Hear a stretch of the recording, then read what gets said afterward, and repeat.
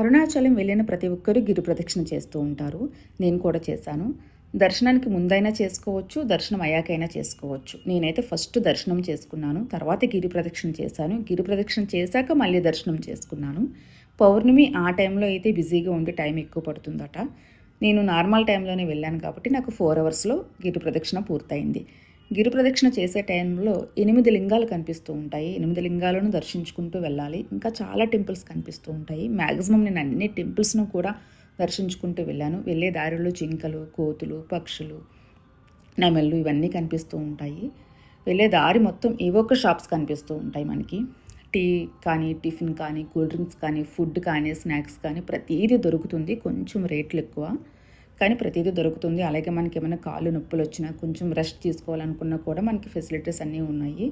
Benches లాగా మొత్తం road మొత్తం ఉన్నాయి కాబట్టి గిరి ప్రదక్షిణ చేసేటప్పుడు ఎటువంటి ఇబ్బంది లేకుండా మనం హ్యాపీగా చేసుకోవచ్చు.